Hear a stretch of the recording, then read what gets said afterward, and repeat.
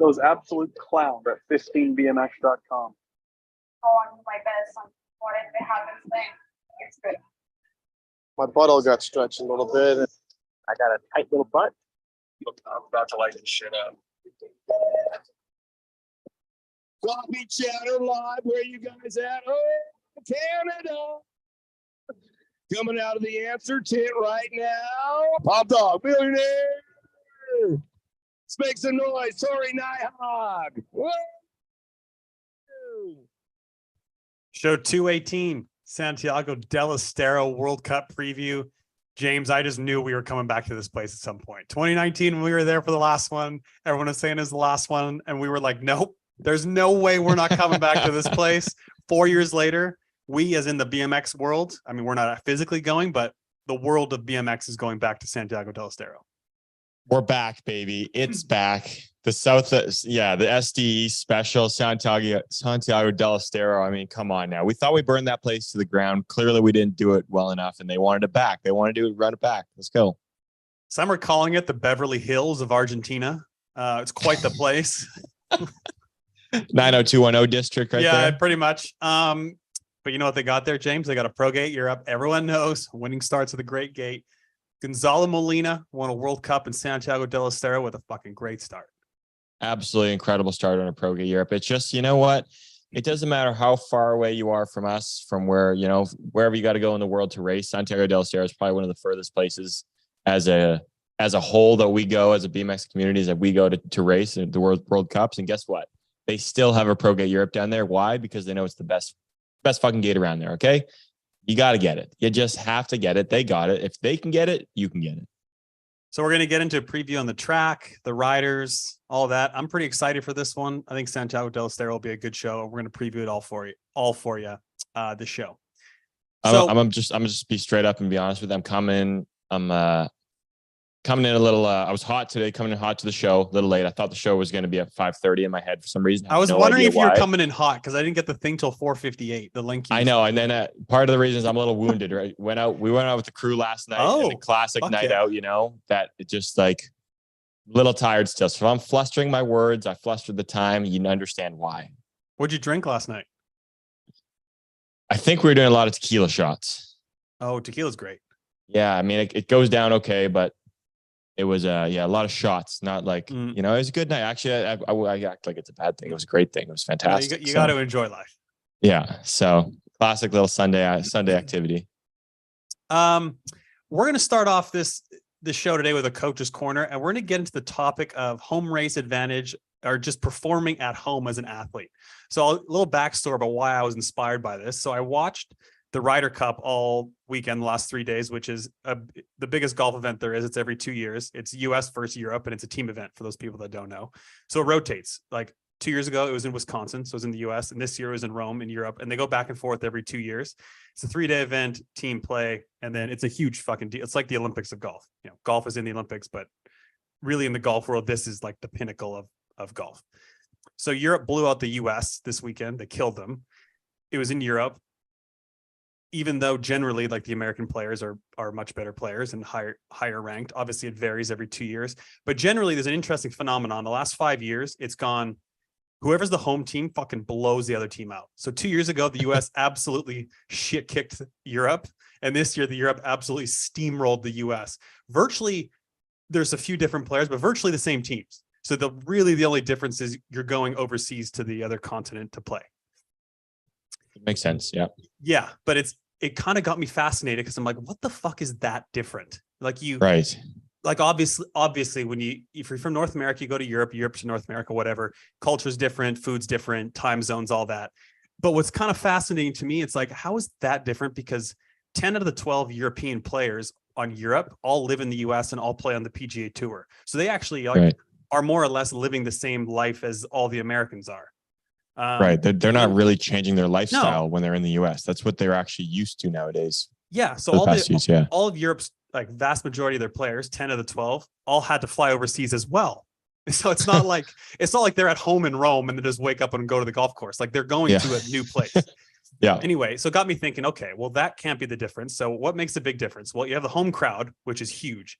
The home crowd, like there was hundreds of thousands of people there. Obviously, the home crowd wants their team to do well, is cheering them on, insanely encouraging, not to mention they're like booing and taunting the other team. So you fucking suck. Your mom's a whore. Like, that kind of dumb stuff. It's like, which is like a lot of the Americans players were saying, like for like 4 hours, they were just getting it from people. And like, obviously that wears on you. If you're putting in front of 50,000 people and you know that people are yelling and swearing at you, the second you miss the putt, you're getting booed and laughed at. It's not an easy situation to be in. Let's all be real. Hell no. That'd be so tough, especially golf is such a weird sport to have people yelling at you like that. It's not like hockey, basketball, football, where the action's fast paced. You get into play, you mix it up, and then boom, you get off. And there's also like that people talk about that barrier between the fans and like the players. Golf is not that. It's slow, it's quiet, and the fans are just in your face. Like they're just feet away from you half the time. So they're really, when they're yelling at you or talking shit to you, they're really talking shit into your ear. It's nuts. So, and in this situation in golf, where there's golf or whatever sport, BMX, like the home crowd wants you to do well. They want you to do well. Every time they announce your name, the crowd fucking roars. You feel the energy. You feel inspired. I think that's the biggest thing. So from my own personal experience, 3 times I've raced a big race in Canada: 2007 Worlds, 2012 World Cup Finals, and the 2015 Pan Am Games. So I went first at those. So I won the Worlds in Canada in 2007. I was 15. World Cup Finals was battling for first, ended up crashing, got up and got fourth, but realistically was one of the fastest guys there and they're certainly up for the win. And I won the Pan Am Games coming back from injury. So in thinking about it, honestly, on paper, there's no way I should have won the Pan Am Games. There's no way I should have beat Connor, Alfredo, or Nick. They were all faster than I was at that point, especially not even being 100% coming back from an ankle reconstruction. But I felt this, I remember, like I felt this overwhelming belief and confidence in myself that I could do anything there. And I didn't give a shit that they had been racing all year and doing well at World Cups and whatever. Like as soon as I started pedaling there and warm up, no joke, I felt lighter than air and I just knew I was going to win. It's crazy. Yeah. And that is wild. Yeah. It's wild that you feel that and you even bring that up, because even from the outside, I think at the time you coming back from injury, I remember thinking as an outsider, like, man, he's going to have a tough time. Like, and then like not a tough time, but it's like, it's like you want him to be up for the win, but it's like, you don't really expect him to be up for the win. And then I remember you won the time trial and the race. And then there's like, where did that come from? Yeah, I had never won a time trial or a big race before, and I won both for the first time there. Not even and you know what? It's not even a home track. It's 5 hours flight away. Yeah. It's like not like I was there sleeping there, just, Yeah. So this kind of fascinated me because I realized myself, like, look, I'm obviously a small sample size, but personally, obviously I was faster in Canada than I was anywhere else in the world. So I wanted to see, like, how does this compare to other top riders? So I calculated average finishes for a few different riders here by their home country and outside their home country. So we'll go through it. And so for the context of the average finishes, they're higher than you may think because we all have outliers. Like you might get a couple podiums, then have like a 30th where you crash in the quarter, or, like no one has, it's fucking impossible to have to make every main and or podium is my point. It's BMX. It's not like something like tennis where, you're going to be able to be more consistent. Let's be real. You can be more consistent in a sport like that or something versus BMX. Yeah. So I did me, Connor Fields, Liam Phillips, Nick Kieman, and then Gonzalo Molina, because we're racing in Argentina this weekend, obviously. So for the context of this, I kind of figured out that if your average finish is 1st to 6th, it means you're winning races. Like it means you have multiple wins. Right. If your average finish is like 6 to 12, it means you're close to winning. Like you're getting seconds and thirds, like you're pretty consistently on the box battling up front. And if your average finish is 12 to 20, you're making mains and podiums, which actually surprised me. But if you weigh the average of all the results, it kind of holds true. So 12 to 20, you're like making mains and then podiums, kind of both. Not on every podium, but like you're consistently, say, top 8. Right. Okay.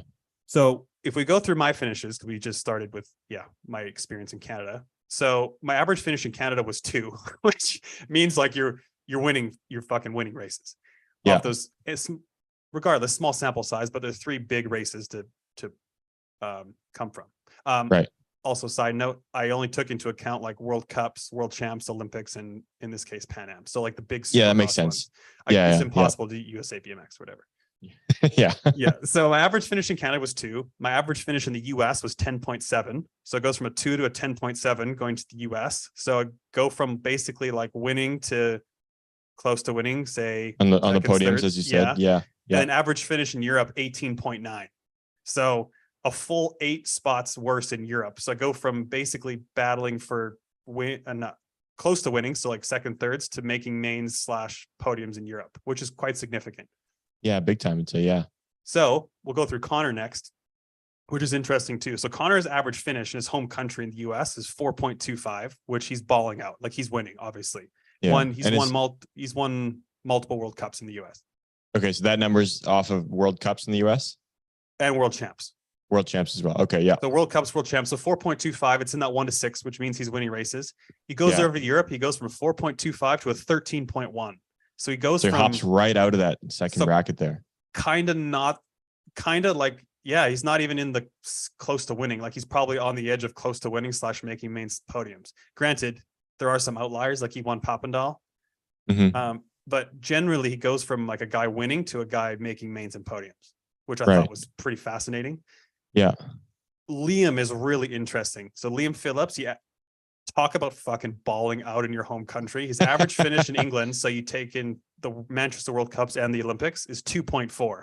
If you take out the Olympics, it's just one. Insane. That's just one. Insane. Yeah, he had a perfect record at World Cups in England. So there's nobody in their home country like Liam. Literally nobody. So 2.4 is like it's a fake number. No one's that low. That's a joke. Because even his Olympic is London Olympics was him, I would say, early in his like dominant stage of his career. Does that make sense? Like that he hadn't started dominating yet. Like that's nuts. And he ended up crashing counting in 8th, which a crash, but he was in like 3rd, which so his average would be like a 1.8 or something. But anyway, 2.4.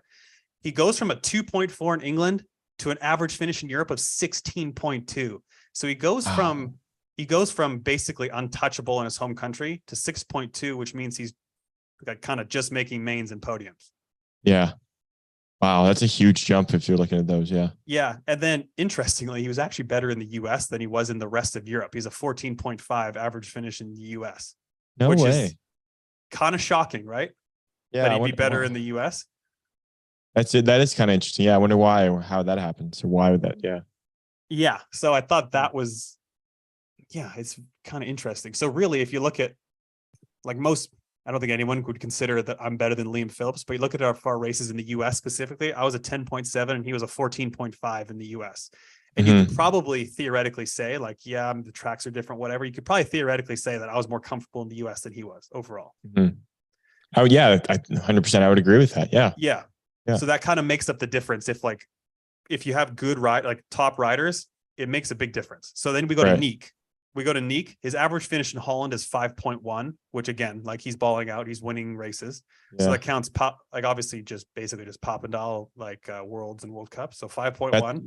That's a good one too, because Papendal, I mean, we've had how many races there? Like all these stats are including the races in that country. It's like obviously the US had a bunch, but in recent years, I'd say Holland is the place that's had the most probably, just because every year they have one. Yeah. So his average in Holland is 5.1. In Europe, outside of Holland, he's a 10.25. So he instantly slides 5 spots worse in Europe outside of Holland. Okay. Which, interesting. That's right?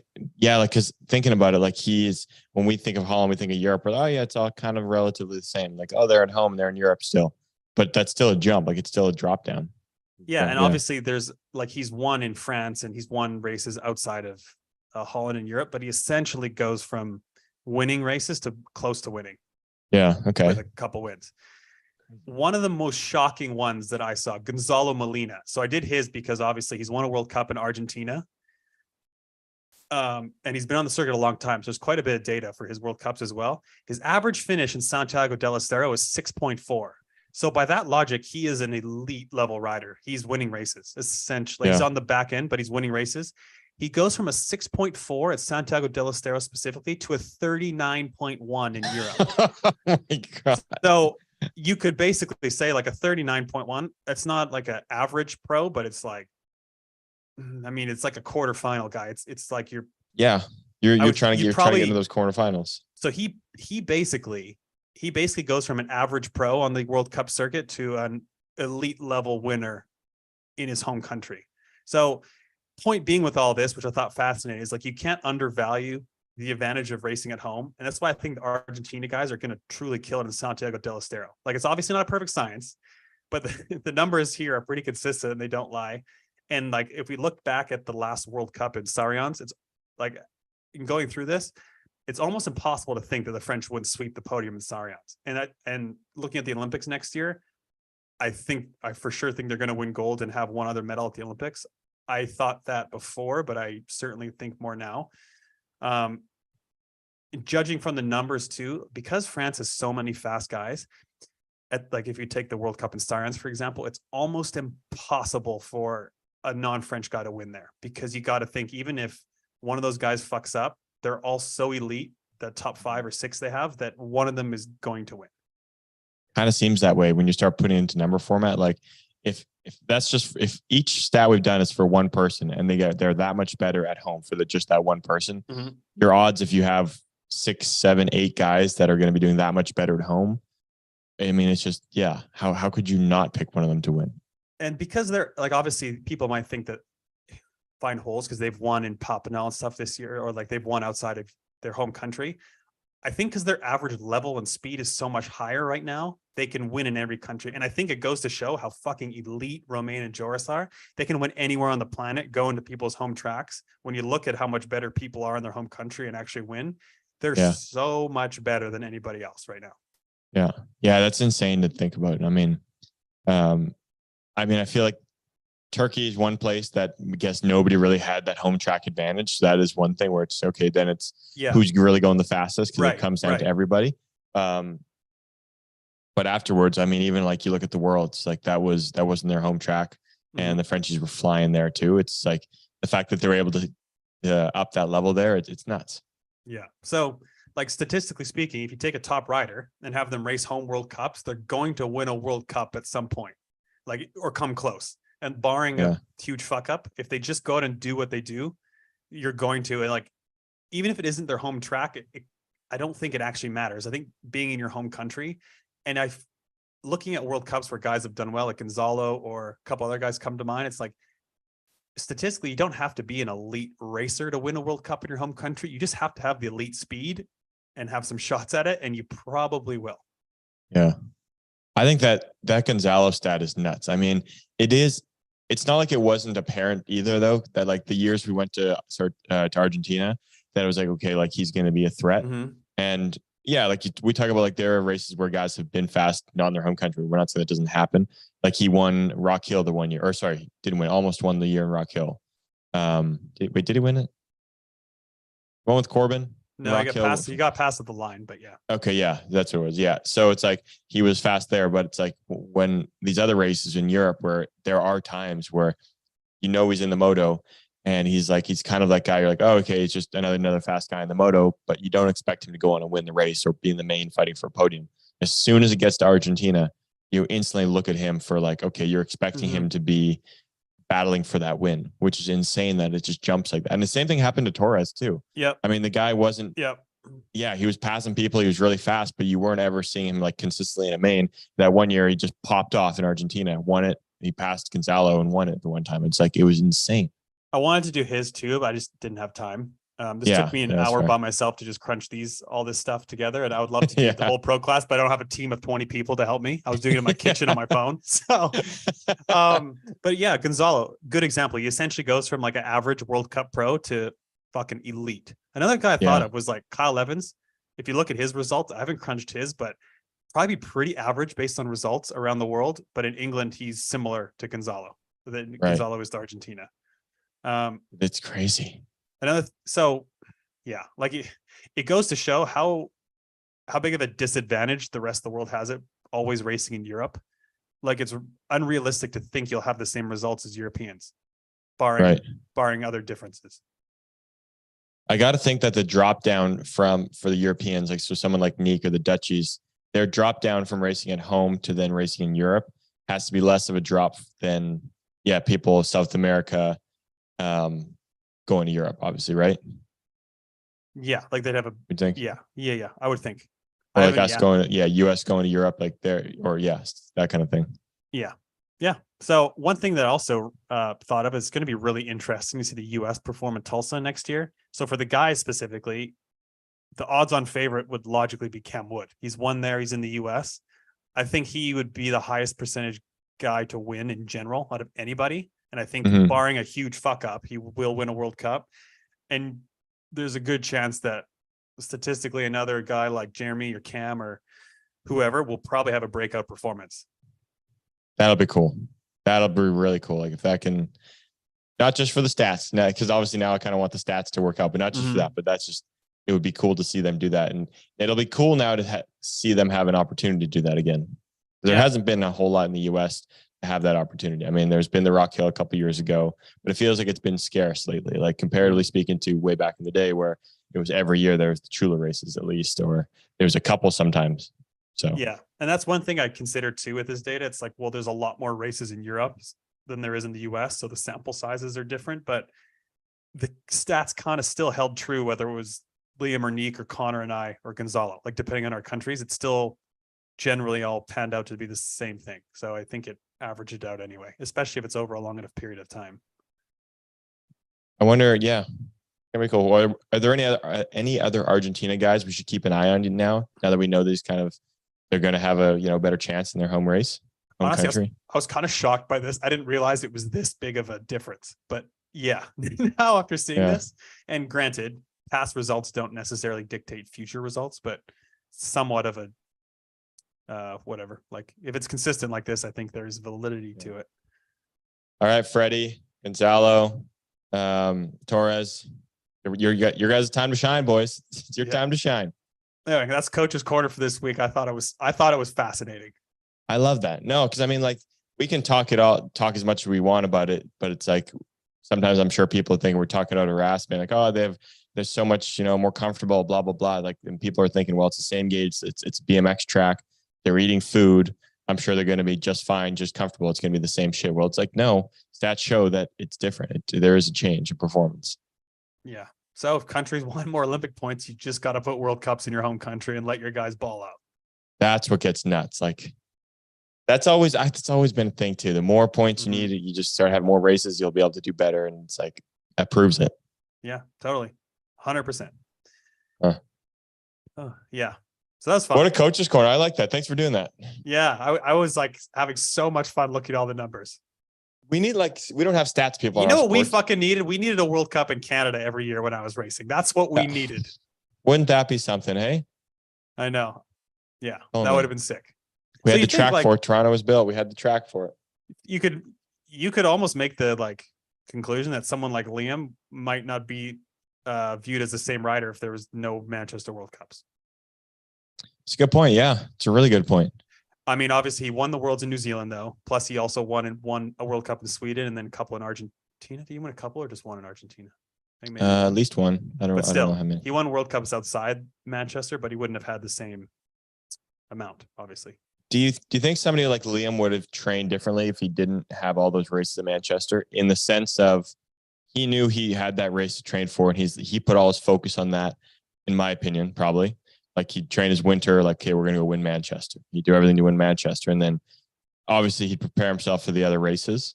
But I feel like Manchester could have been number one on his list all the time. If he didn't have that, is he training differently, going to different places, getting more comfortable being somewhere else versus just being at home? Do you think that changes at all? For sure. Because I know the one time we had a World Cup, I trained at Abbotsford to win it. That was the whole goal. And other times I kind of rode tracks wherever, not giving a shit about actually thinking about winning at my home track. Right. So yeah. Definitely 100% you train a bit different. Yeah. Yeah. It's interesting to think about. Yeah. All right. Well, that being said, let's get into the Santiago Del Estero preview. I thought we started this off by saying, what's been our favorite Santiago Del Estero year and memory? Ooh. All right. All right. You have one in mind? You go first. Yeah, you go first because I know you've thought about it. So you hit with yours. One of the funniest ones was the 2015 World Cup, the morning after the after party and race day at the airport. The entire BMX world and almost every national team was at that little airport. Everyone went straight from the after party, no sleep. Everyone was still drunk. Bodie was fucking sleeping against a wall at the airport. We get on the plane. I think there's 3 guys on the plane that aren't BMXers. They're walking in suits and they're just looking at us like, what the fuck is going on in this bus or on this plane? That morning is just an absolute classic one. How small that airport is, how many BMXers are on that exact flight getting out of there because there's only the 2 options. It's crazy. And then I Nuts. remember because you gotta fly to Santiago Del Estero to Buenos Aires, and you got to get your bags, recheck in, and then like we would fly to like Houston, and then Houston to Vancouver, I guess. Yeah. None of our bags really made it the first flight, so you're pretty fucked because you have to get them and then recheck in with a different airline. And so you got to change airports. You got to drive an hour. I thought there was no way my bags were making it to Canada. It took like a week to finally get the stuff. I had to call Argentina every day from Canada. That's yeah. At that point, you're just saying, "Sayonara, your bags are gone. Like, see you later. I'll just figure out new stuff." It had like 5 tags, like 5 express tags on it when I got it. One express tag to one airport, next one to the other airport, one to Houston, one somewhere else. That's crazy. Yeah. What's one of my favorite memories from there? Let me think. I feel like, you threw in an after party. I think it's an absolute classic, funny moment that when we walked into one after party, thinking we were just showing up their normal time, and the place was just an absolute ghost town. That was a joke. Not even one soul was in there dancing, partying, drinking, doing anything. They were literally still cleaning the floors, and we're talking like 12:30. If it was like 12:30 at that point. That was hilarious. We go in there expecting a raging after party. We're primed. We're just ready to go. We get there. Not one single soul was there. Not one, dude. We had been pre-drinking at the hotel. We were ready. Waiting. We were waiting like, okay, we're gonna be late this time. We're gonna go later. We're gonna be ready to go by the time it's going. No. We'll just be the absolute first ones there. That's the funniest part is we like purposely waited. It was like me, you, and Connor. I think Connor was with us, right? Yeah. Me and Connor. I think Connor and Bodie. Was Bodie there?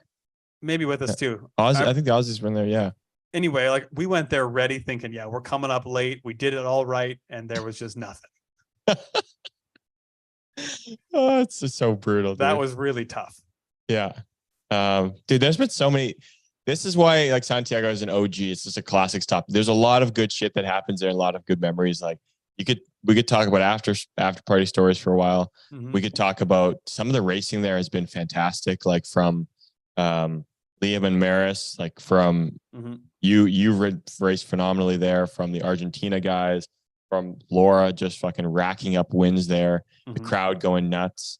Yeah, there's been some really, really good races there, which is really cool too. I feel like it's one of those races now because the first one there was 10 years ago in 2013. There's been some good history and some good like hype main events for people to watch now.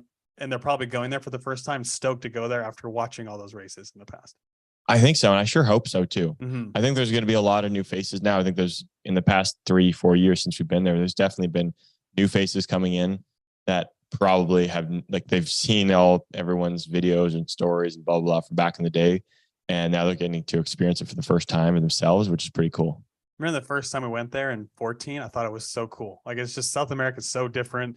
There's fucking stray dogs walking everywhere. We had steak every day for dinner. I don't know. The atmosphere and the fans were sick. It's just so much fun, that trip. So I got a couple questions for you about 2 things. One, Argentina, Santiago del Estero, we know it's far away. Okay. Everyone in the world knows that it's going to be, you're traveling somewhere far away. Is it required? Like, are you annoyed by seeing everyone, every time there's an Argentina World Cup, this happened back then too, and everyone starts snapping, putting stories up of their long travel. Oh, flight 1, flight 2, flight 3 kind of thing. It is just behind the scenes stuff. Like I don't want to like bite my own tongue here where I say like, I want all this behind the scenes content, but then I feel like when it's this classic airport timeline stuff that comes up all the time, it gets so old so quickly. Am I the only one here? Like, you feel that way? Oh, 100%. Yeah. BMX, like Instagram and stuff is extraordinarily predictable. Everyone just posts the same thing. Problem is someone sees someone post it and they want to be cool and just post the same thing. That's what happens. I feel like that's what it is sometimes too, isn't it? Yeah. Well, just like last weekend, everyone put out the exact same post. Racing was canceled today. Was the best decision. Excited for tomorrow. 50 people probably posted the same thing. And it's like every rider has their own, audience as well. We get that. Not everyone's audience is the exact same. Maybe it's because we're just following a bunch of the same people. Maybe that's why we see it that way.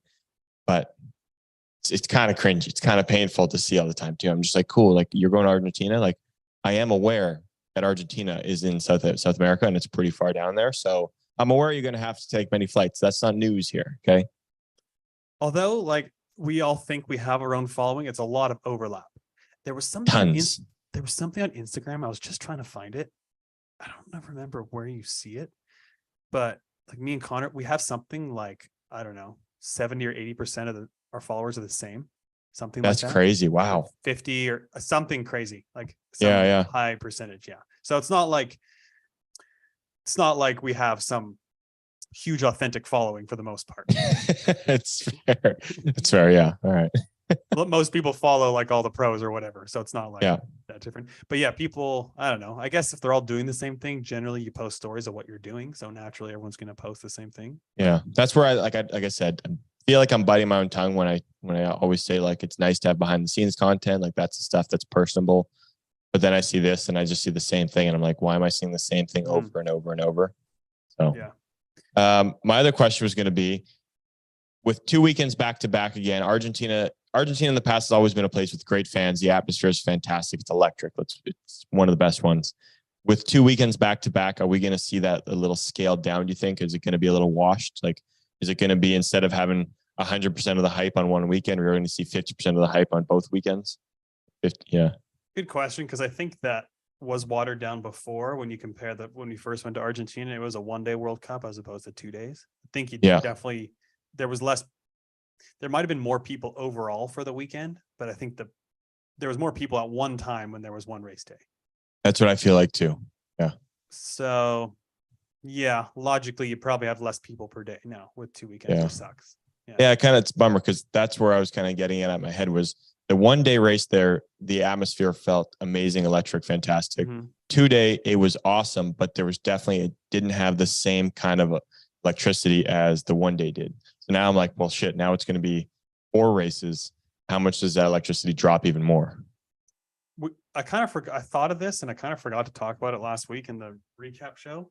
But do you think France, the buildup was even more because it was just essentially a one-day World Cup again? Honestly, thinking about it, yeah, I do. 100% I do. Like, it's just, let's be realistic about it. Like the same fans are probably coming for both days. Like, we talk about our blending audiences. Like, we're not getting a set. Like, if you're looking at like a Luke Combs concert in Vancouver, he's got 2 days. He's getting probably 2 separate sold out like audiences. Like, those are separate people coming. There's not many people that are going to both shows because it's the same, probably doing rolling out the same performance, right?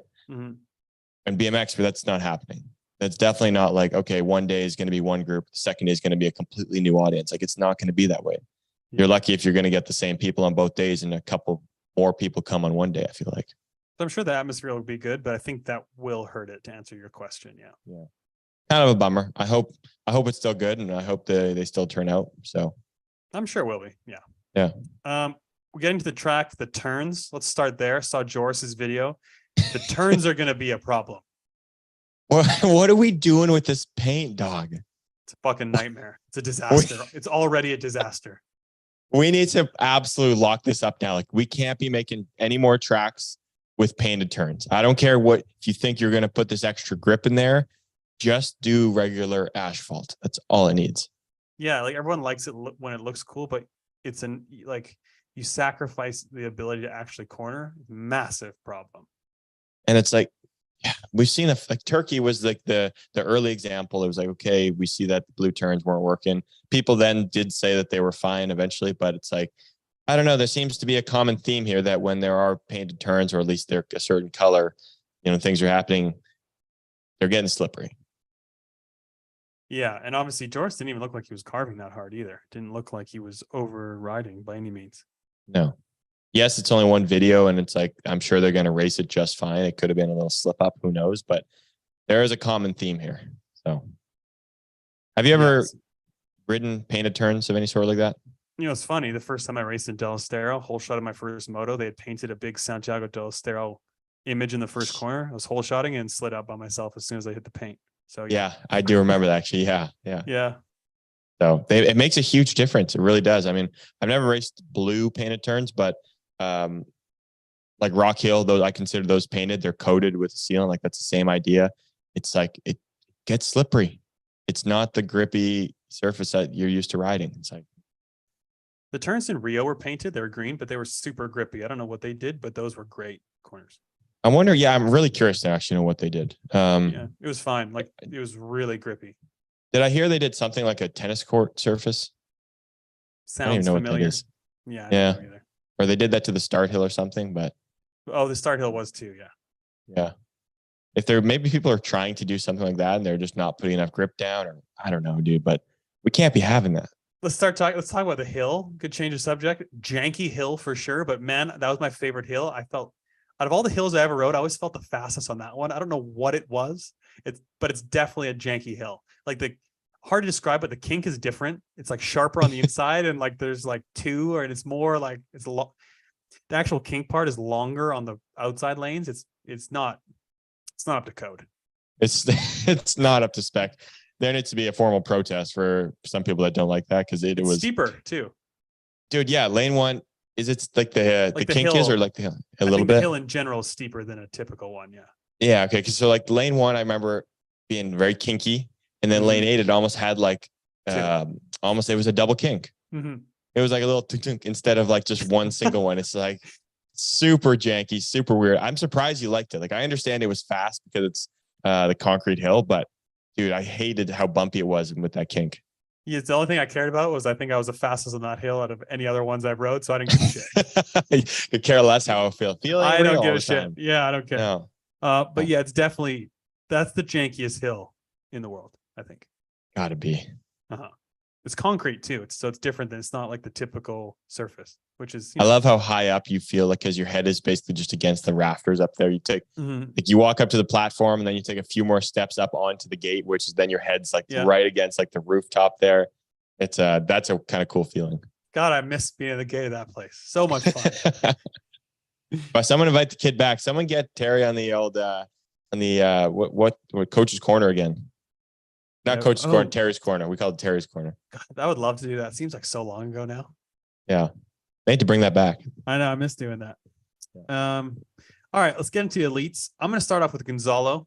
From my research today, he is going to be a elite level rider this weekend and next weekend. Look for him to be in the mains battling for wins, to be quite honest. Battling for wins, it's a big one. With the French guys going as fast as they have been, that's a big one. Yeah, I don't see why not though. Like we talked about the stats earlier. I mean, he improves with these ones. I don't see him battling for the win. I think there's too many fast guys right now. I don't think he's been on the same level as the years that he won. But I definitely think he'll be in the main. One of the days. We're going just this weekend, right? We're only talking about one weekend right now. Yeah, we'll go this weekend. Yeah. I think he'll be in one of the mains, and I think I see our next person on the list, Torres. I think he's in one of the mains as well. I just don't see them being lanes 1 and 2 in the final, battling for that win, in my opinion. He rode good in France. He made semis in France at that race or in Sarians. Like, wow, word jumble. Gonzalo made the semi in Sarians. There it is. Which, like, in racing in Europe and France, making the semi, I think is really good for him.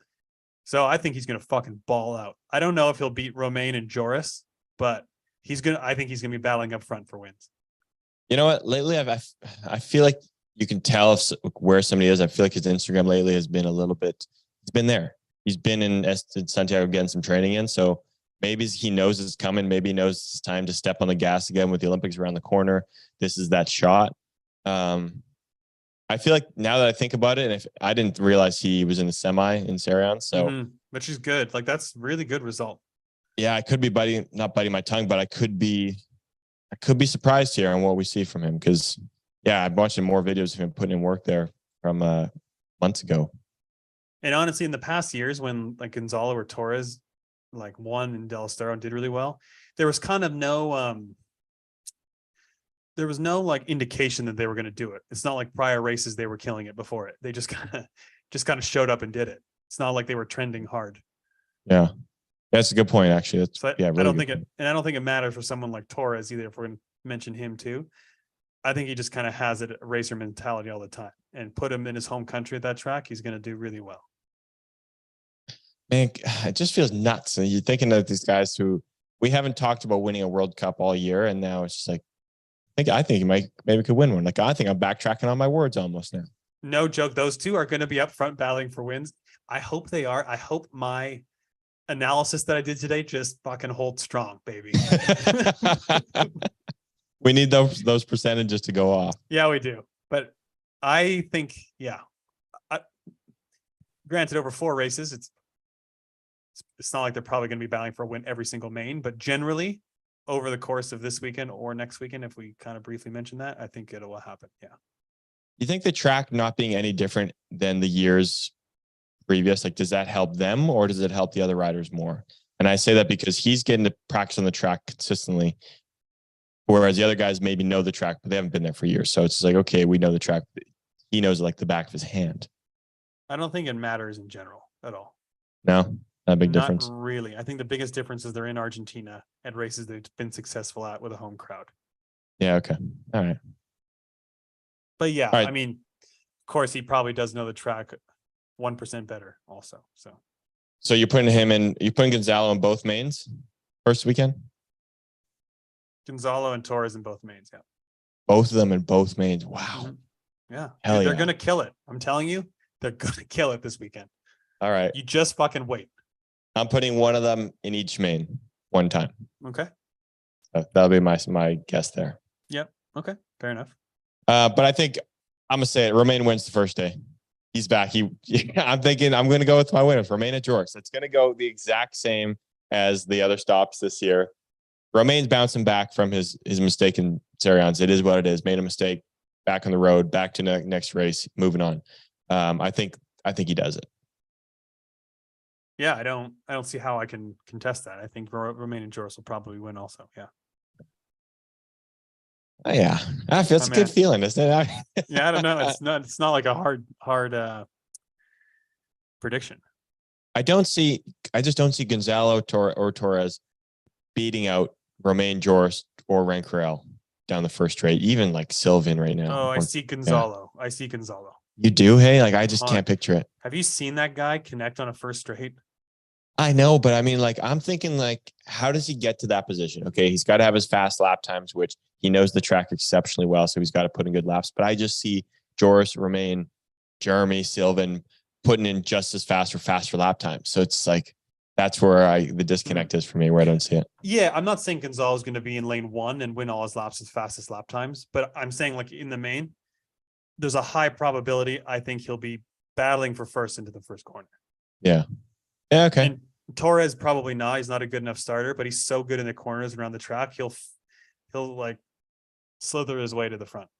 He'll side saddle the heck out of that bike and just go like into 3 people. Like, it just is what it is. He'll just find ways to the front, and he'll be battling up front. Yeah, 100%. Yeah. Crazy. We should probably mention Freddie Villegas, also another Argentinian. For whatever reason, I don't think he'll battle up front like Gonzalo or Torres. With that said, I think he'll be like semi guy. Yeah, I think that would be great. It would be great to see him back in the semi. I mean, he's been battling back from injuries for a while, getting himself back in the groove. And we talked about him, last fall? Talking about him, it looked like he was making big gate changes. And like, I feel like he's made some big changes in the past while that we just haven't seen come through yet. And this could be the place to kind of spark him up a little bit. Maybe things start to feel a little bit better being at home, gets those good race under belt, good results, gets that mojo going, gets some extra confidence, and who knows how well he does moving forward after. So it'll be nice to see him get a good win. He's obviously he's a friend of the program, good guy. Mm-hmm. Loves to, he's got massive elbows down the hill, just some guy you do not want to be beside if, you got his elbows in your face. So, yeah, watch him. I mean, yeah, we want Frey to do well. At the end of the day, you just want Frey to do well. And he's done well there in the past. Like, he's rode really well there before. So there's no reason he can't again. His days when he was riding on his Krupi, I remember. You guys had some good battles there. I feel like he was flying. That was like many, many years ago now. But yeah, he was flying then. Another guy that's been really fast in Del Estero in the past is Alfredo. Yeah, he has. Yeah. Dude, like, we're talking fastest guy to the bottom of the hill without a doubt in the past. I'd love to see him back too. I mean, he's been quiet as of late. Talked about that. Like, he's just been quiet, kind of doing his own thing. He was still fast. Worlds, he was still really quick. But hasn't shown any results that make us go, holy shit, like, there's Alfie. But this could be the place for him to do it. I think Alfie could come out of nowhere and be a weapon this weekend. He just pulls off a win out of nowhere. That'd be pretty sick. Yeah, that I'd be happy for him. Who doesn't want to see Alfredo win? Right? That'd be nuts. French guys, how many have we seen in the finals, you think? So we got We already mentioned Romain and Joris. Then we also got Romain, Carell, Sylvain, and Pills. Yeah. Sylvain will get on the box. And Gary on. Oh yeah, and Leo, yeah. He's a main event guy these days. I'd say probably 4 each day. Yeah, 4. 4 each day. Yeah, that's fair. Okay. Yeah. I like that. I'd be happy with that. I think that'd be good. Yeah. We'll go 4 each day. Hard to say how Carell, Sylvain, and Pills. We all know how they're riding. It's kind of a prophecy. We already all know what's going to happen. Like they're kind of all going to be up there battling for wins and podiums and mains. Like it's pretty, I don't think a whole lot will change. Yeah. Sorry, there's a pause me because I'm eavesdropping on my landlord right now. There's some yelling going on. Sorry. Back to the show. I lost my train of thought now. I said we kind of know what's going to happen with Pills and Sylvain and Carell. Like they'll be up there battling for podiums. Yeah. I liked Sylvain made a cool post. You know, his photo of him chucking his helmet into the French crowd. Pretty awesome photo in my opinion. I want to say risky move though, chucking a helmet into a crowd of people. Risky, but I mean, yeah. I think enough people are there watching. Nobody's getting bonked on the head by a helmet, I would hope. I mean, everyone's looking at him, probably waving that thing up in the air, and it's like a 3, 2, 1, here we go. So I'm risky, but I think it'd be okay. Mm-hmm. I'll be honest, I never saw where it landed. I saw a side angle of him throwing it at one point, and I thought he accidentally threw it and just missed the crowd. And I was kind of laughing, just smokes the bleachers. The way it hooked on his hand, I thought it hooked and took a hard dog leg left and missed. But yeah, it was cool to see that. It feels like Sylvain knows how to take advantage of the moments that are special, and I feel like he knows going to he was talked about in his post that. Who knows when he's going to get his next podium at home? Well, it's who knows when he's going to get to experience the Argentinian atmosphere ever again after these weekends, right? So. I think he's someone that's really good at taking advantage of that. And this could be a weekend that he kind of, comes back again, hopefully gets a win under his belt. Hasn't had a win yet. We have breaking news. Sorry to interrupt. Pills fucking exploded on the 3rd straight. Oh my God. Seriously? Manual. He went manual 2, case, blew a foot, and then just full ejectocito cuzzed. Oh, going to this right There's now. A photo of him in an ambulance with his ankle. Oh, we do not want to see that. Oh no, Pills. I'm watching the video right now. Boom. Pills. Oh, oh my God. Dude, what happened? He almost did a running man out of it. Oh man. How does that happen? What did he do? Just cased and blew a foot by the looks of it. Manual 2 cased. Looks like he just did a 1-footer off the next one. What an eject. He almost, dude, that was slam. Yeah. Oh man, his ankle looks huge. Hopefully he didn't break it, but man, if it's that big, he might not be able to race, obviously. You never know. It could be a sprain if it's that big, maybe just bulged up, but dude, that fucking blows. Yeah. Oh wow. Breaking news. So yeah, I hope Pills is okay for sure, obviously. I don't another what? He's out of this weekend, I think, by the looks of that then, hey? Yeah, but you never know. Speedy recovery. And the guy that's going to be interesting follows Cam Wood coming back to his first World Cup from being hurt. I think his first World Cup of the year because he got hurt. Yeah. I think the first World Cup of the year. Yeah, he had his surgery he got after. hurt in Turkey. He got hurt in Turkey, yeah. Yeah, had his surgery after Turkey. So this is kind of, it feels like the first showing in a while. He's raced the US, the California National, did that thing, but he's been quiet otherwise. This will be his first step back into the World Cup scene, which will be exciting. Yeah, obviously had a great showing at LA, but racing a World Cup's a different story. So we see how he does. Normally, I think this would be a really good track for him, like almost a bit more US style. And he's obviously a great starter. So I think this track would suit him super well. Kind of feels that way. Hey, like the jumps are techie. They're small. I think he's really good at absorbing jumps. Mm-hmm. That rhythm section on the 3rd straight is quite aggressive. You need to be really precise, really aggressive, really active on the bike. And he's somebody that I think does that well. Kind of gives me if he's training, where's he usually training? Well, if he's training at Tulsa a lot of the time, those jumps are pretty, 2nd straight, really got to absorb that one into the first turn. The rhythm section, although it's not jumping, you got to be really quick, really active on the bike there. So I think it could be good for him. Why not? Diego, I think, is going to be really tough to beat there also. Do you ever feel like South Americans are just faster in South America in general? Dude, we come back to your percentages. 100%. I think it's, yeah, they don't drop off as much within South America as these other people going to South America. Yeah, it comes back to that 100%. Comes back to racing like in where you're comfortable, like what I was talking about at the beginning of the show, obviously, even though Argentina isn't his home country. Kind of similar with Alfredo being South American, and I've seen it with other Colombians in Argentina. They're just faster in South America than they are otherwise. Yeah, the Colombian guys definitely have raced there more. Like they've had other races there that they've been to in Santiago. So they've been there a few more times. And I think the culture change is much less from where they are, like say in Colombia or somewhere versus where the US people are coming from or the Europeans are coming from. So there is just like, there's less to get used to, less to adjust to, and they're just more comfortable in general. So yeah. Hi, white racing. Yeah, I think so. I don't see why not. I absolutely assume so. Yeah. Bit of a question mark for me. I think he was just quiet in Sarians. I think he had a bad race. I think he went out early in Sarians, and it's a one-day race. So it's just, if he goes out early and we don't really pay attention to that, well, then it's like, okay, cool. That sucks. We didn't get to see him or his potential. So, I don't know. I feel like I don't want to say he's got an edge, he's a little chip on his shoulder, but he's definitely had like Worlds didn't go his way. Sarians didn't go great for him. So it's like, I feel like he's probably a little annoyed, a little pissed off, ready to get back to his ways of being in the main, being in the mix, getting on a podium. Hope he does. He's due, I feel like. He is due, honestly. Yeah. With how fast he was going at the beginning of this year, dude, holy smokes. Like he is due for one.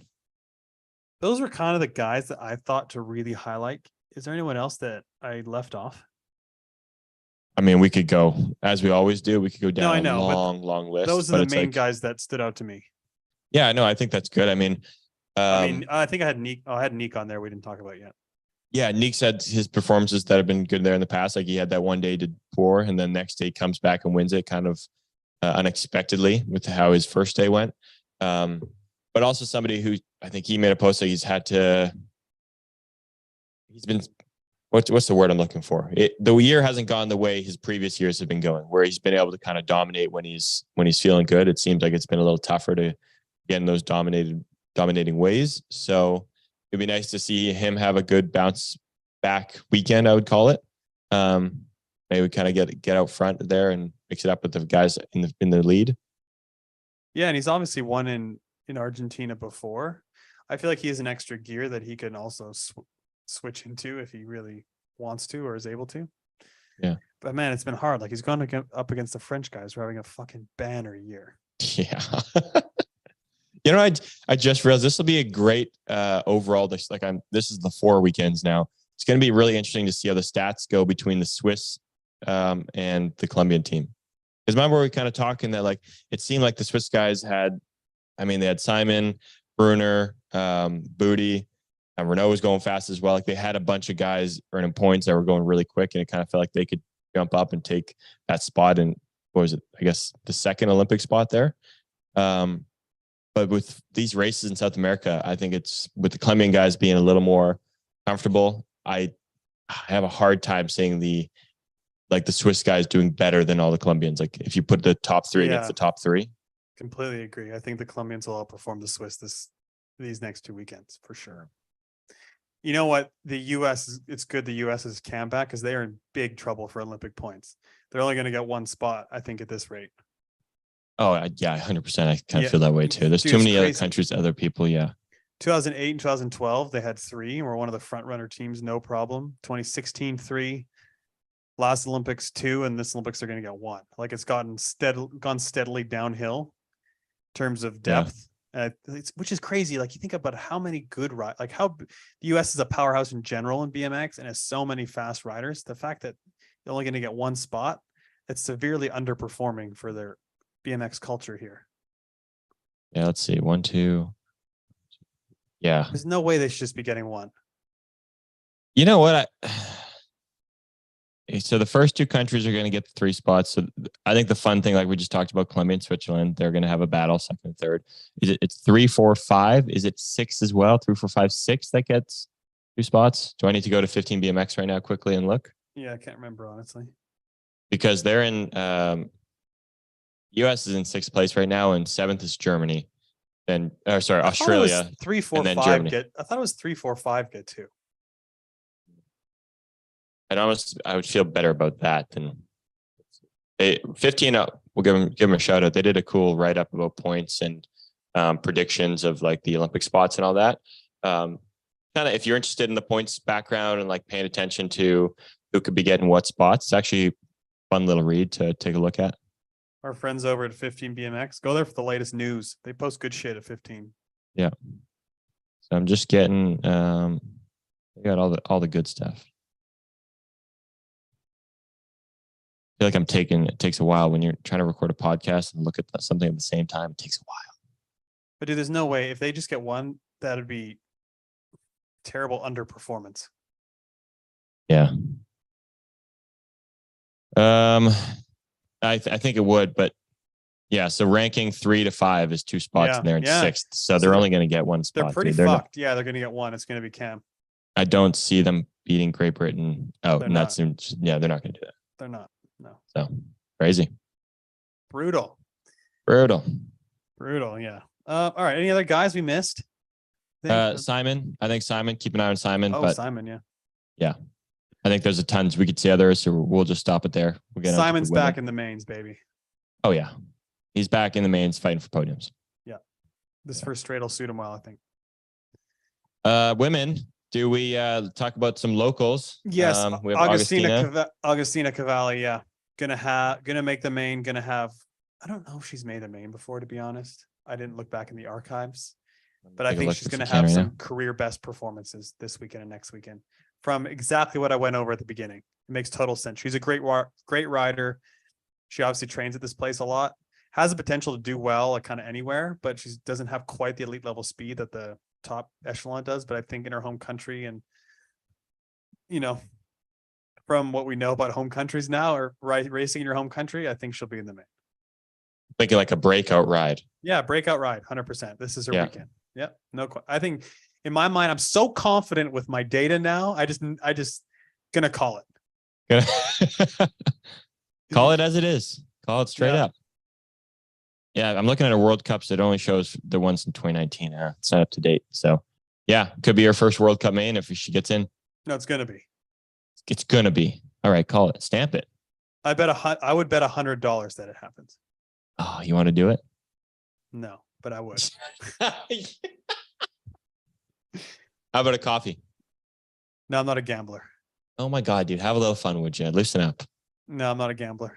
Dude, it's not gambling. It's having a little fun. You're not fucking spending money on this stuff. Come on. I hate when you do that. I don't gamble. Yeah, shut up. I think you're lame when you say stuff like that. So what do you think? Do you think she's going to make the main or not? No. Okay. I think she'll make a semi, but there's way too many fast girls right now that she's going to be quick. And yeah, bar something could happen in the semi. That's very possible, but I don't see her straight up beating these top girls, like the top 10 girls right now. I don't see her beating straight up beating them into the main. Okay. Yeah. We'll see. Yeah, we'll see. Besides that, I think we have the usual crowd. So we got Beth, Laura, Meryl, Zoe, Molly, Elise, Mariana. She's there too. Yeah. Beth, Laura, Meryl, Zoe, Molly. Then I also had Peyton and Delaney. Who are we missing from that top group? We're missing someone. We're missing one or two. I'm gonna go to the list here. Lauren. Is she there? Is she racing all of them? Is she there? I saw her at home the other day. I thought in a story, and I was like, assuming, but I'm not positive. Yeah. Maybe not. Just gonna. So we got I'm looking at the top 10 in there. Yeah. So top 10 in just actual UCI points, not World Cup points, is Zoe, Bethany, Laura, Mariana, Molly, Elise, Meryl, Saya. Saya. That's why Melanie's still in 9th and Manon Vistra. That's in UCI ranking, not World Cup ranking. Okay, so it was Saya that I forgot to add. Yeah. So besides Augustina, who I think we both agree is going to make the main have a breakout ride. I think the 3 fastest, if I had to pick, obviously Saya, Beth, and probably Elise, I think, are the 3 fastest. No, Saya, Beth, and Zoe, I think, are the 3 fastest. Saya, Beth, Zoe. Yeah, it's fair. They seem to be the front runners. I would put Elise in that category too. Just Yeah, but I if I had to pick three, my top three, like not necessarily in results, but in overall speed, I think are those three in my opinion. right. Yeah, that's fair. Yeah. At least would be four for me. Okay. Yeah, I get that too. I mean, Zoe's been flying lately. She's been So putting herself consistent. in really good positions. Yeah, she's been like phenomenal around the track. So it's like, how could you ever bet against her? Yeah. Do you think this first straight, do you consider it more of a wide open first straight? It's like 2 jumps with a roller, but it's not super long, but it is definitely like you're pinning it after the landing of the first jump. It's kind of weird. Like it's not that long of a first straight, but you can really go balls out. Like you land the first jump and then you just haul ass. Right. It's kind of fun because you just hop over the roller, spin like crazy, and then just go tap into the corner. It's pretty sick. I like that first straight. Yeah. I asked that because I think it's definitely that kind of first straight, the wide open one. I think it'll suit someone like Bethany, even Saya. But I don't know if it's like, to me, I don't know if that's what I view Elise as being better at compared to those girls. It's kind of more US style though. Like not as much jumping on the first straight, which I feel like would suit Elise. More sprinting. Okay. It's part of me thinks that she's going to get, I think she gets a win in the 4 races. I just don't know which one it'll be. I'm thinking within the 4 she gets a win, but man, I think the girl that I think we don't see a repeat winner in the girls all 4 races here. Wow. Yeah, like I'm looking at the list and I'm counting 5 people that I think could win it, and I just don't see somebody doubling down. I think we see 1 repeat winner. 1 repeat. Do you think it's Beth, Saya, Zoe? Who do you think? I think Beth and Beth and Saya are the 2 like fastest in terms of like whole shotting and winning. I think they both get one.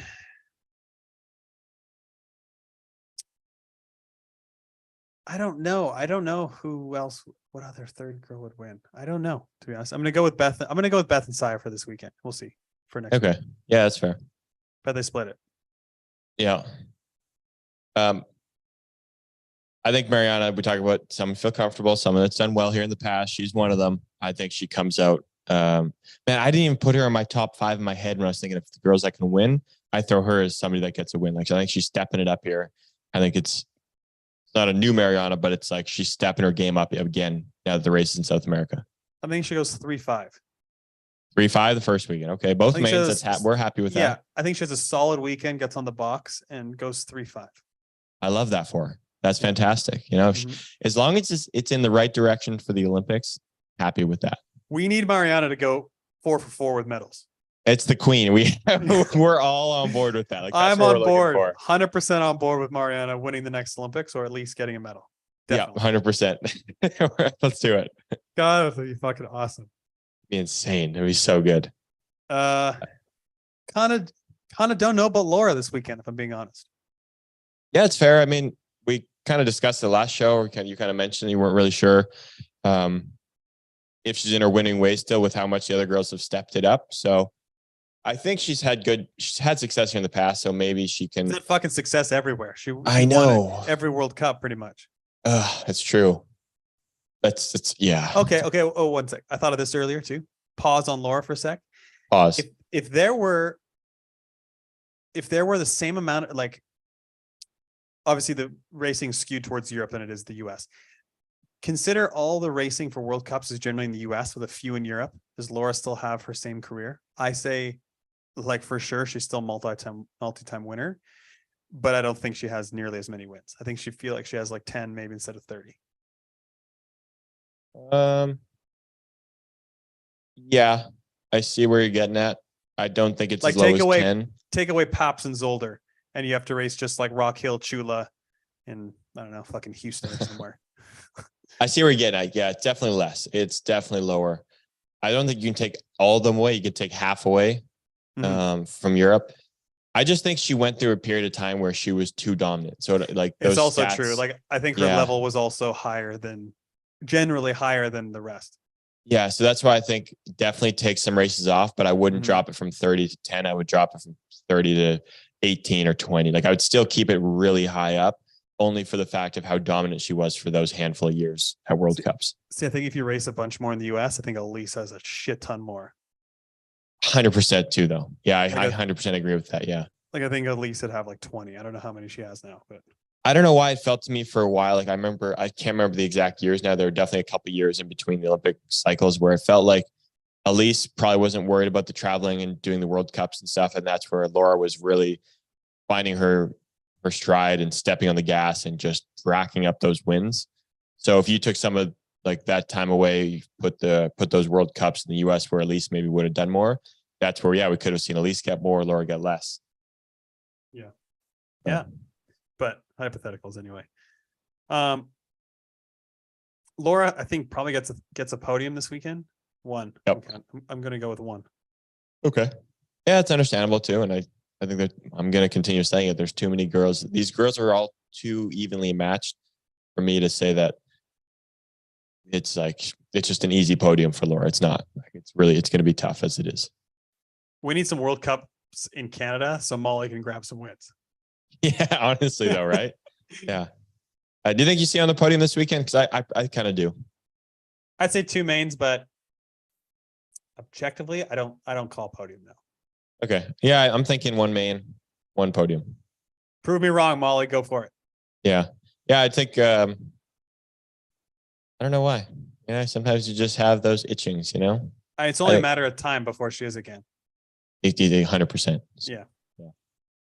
Looking down the list on the World Cup standings, within the top 10 is Felicia. She's in 9th. She's actually moved up 4 places into 9th, which is kind of surprising. I didn't think she would move up that many places to get into 9th.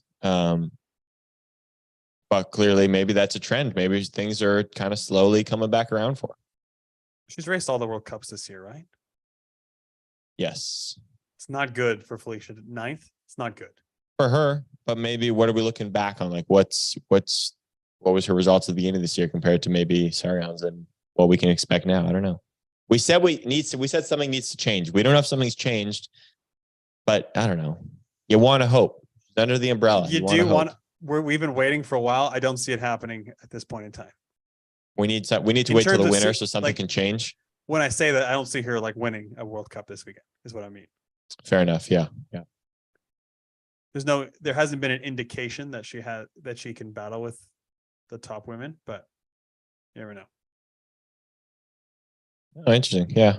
Yeah, no, it'll be tough. I'm looking at the other girls too. I mean, Camille and Delaney are right under there too. Camille, I feel like, is in the same boat as Felicia, whereas Delaney, we've kind of been holding stock and like kind of, she didn't go backwards, but we're waiting for Delaney to kind of break out even more. You think that happens now? I don't know if this is the place for it. It's time for Delaney to step up this weekend. Yeah. Time to go desert. What's her nickname? It's time for the Desert Destroyer to put it in the big show. I'm going to go Delaney makes a main this weekend and races well. Delaney makes a main and like generally races really well here, I think. Okay. I got a good feeling about her at this track. Do you like this track for the women? I mean, yeah, I guess so. Why not? I was just curious. Like, yeah. I mean, like I think it's quite technical. Jumps aren't all massive, but I think the rhythm is quite technical. There's a couple different lines, I think, on the second straight, if I remember. Well, there's one option, I think, at the end. Maybe that's about it. But yeah, that's why I was asking.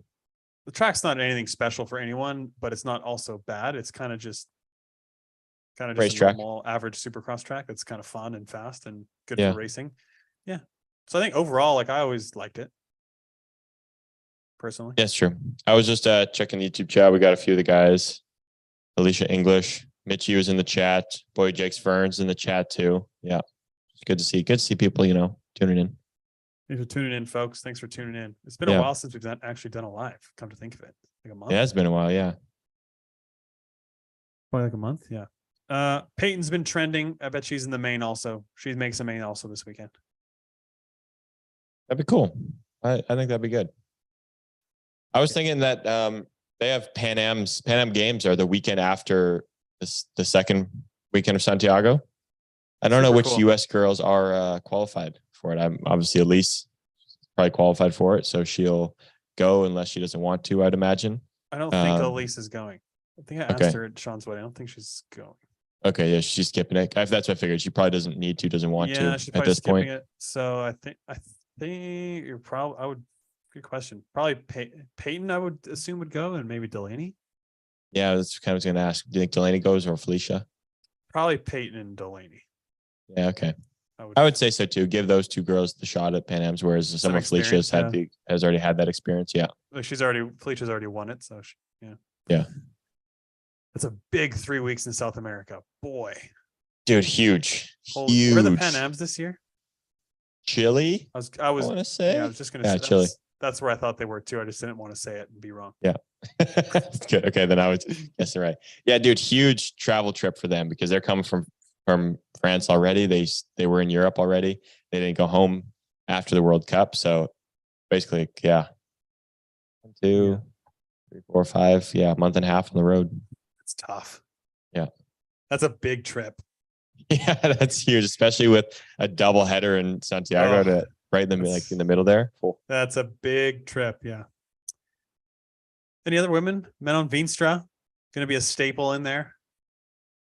She's gonna battle her way in. She always does, you know. Mm-hmm. I would love to see her stats when it comes to at home versus globally, because I think she could be somebody who would actually ruin the stats. She finds a way into these mains other places all the time, I feel like. So You'd think that, but well, from the 4 people, the stats would show. From the 5 people I analyzed, I didn't think, like personally, I was that better in the US than Europe, but statistically, you generally are. Fair. So, I mean, I would love to crunch hers. I would love to have these stats for everybody. I can't simply do it all myself. It's not going to happen. You're just not the stats guy. You don't have the technology. There's somebody out there that could set up some computer software system where do it for him. You're just not that. No. Any other women? We're going to get an Axel Etienne sighting in Argentina. Yeah. Do you want me to just look and see? I mean, Probably I would hope she's there. I don't see why. Let me she take a wouldn't look. You just never know with her. You just never know. Let me see if she's posted the classic story or anything. I'm seeing nothing on the classic story, but I'm seeing the classic. Yep, she's going to Argentina. Classic post going to Argentina. Yep. So the line today for Argentina. Yeah, nice. All right. In the main, probably. One. All right. Yeah. I think she makes one main. Anything else Argentina wise? Anything else we got? People need to eat a lot of steak and fries. Yeah. Enjoy the steak, enjoy the fajitas. I want to see how many dogs are running out there. If it's even less than the times before, maybe it's more now. Who knows? But yeah. But enjoy, folks. This is a great race. Thanks to ProGate Europe. Winning starts at the Great Gate. We need to questions from the grandstands. Oh wow, you're right. Almost forgot. Almost. I got you. Questions from the grandstands. Yeah, here we go.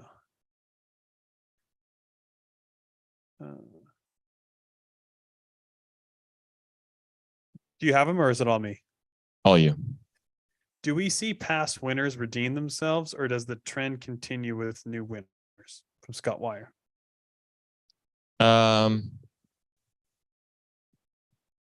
Both. Like Joris has won there before. I think he wins there again. Rome hasn't won there before, but he's won this year. I think he wins. From Eli Shaw, how many wins does Rico Bierman get in SDE? Over the 4 weekends, I could see him getting 2. Let me guess 3 out of 4. 3 out of 4. Nice. Hell yeah. That'd be sick. From Team Gully Racing, LOL, is there anything they can apply at the painted corners to help gain back some traction? Good question. I have no idea how it works. I really don't either, unfortunately. No. I don't really think grinding it's going to help at all. I don't think you could throw, like, you know, when they do in like garage where you throw sand or dirt or something down and then paint over it. I don't think that would really help at all. Oh, from Victor PNTN, Resende is back. Do you think he will go to the 24 Vet Pro Worlds? Is fucking Resende racing there? Right on. No way he's racing there. Is he actually? I'm looking. I'm gonna look him up. What a UCI Supercross legend. Dude, you want to talk about somebody who could just randomly just Yeah, he was a GoPro legend. They loved him. He was always mixing it up. He looks like he's mountain biking a little too much. He's not going to be. Who knows? There's Zende, dude. Okay, well, that's a question mark. Yeah, it's a question mark. I have no idea. From Jack Deju, where was Tory's last pro podium? I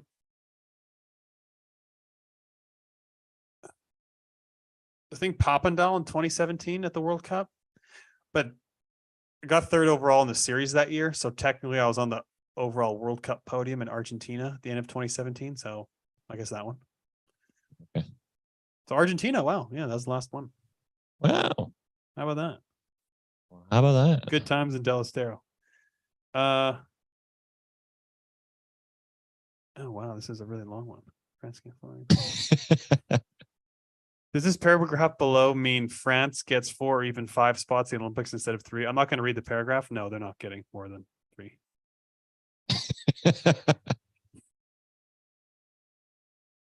Yeah, no, they're not going to get. They're going to get 3. They're not getting more than 3 spots. They fucking should though. They should, but it's not a thing. So They should get 5. yeah, honestly, 100% they should. The way they should just get 2 teams. It's absurd that 2 guys, those dudes aren't going to go. I feel really bad for them already. Yeah. ProGate Europe winning starts with a great gate. The winner is going to have a great start. Gonzalo Molina is going to be one hell of a starter in Del Estero. Stamp it. Dude, he practices on a ProGate Europe at every gate he does there. You need to get your track at ProGate Europe. Go get one today. All right, folks. Snap on green. Have a great week. We'll be back next Snap week on green, everybody. with the recap show. Snap on green.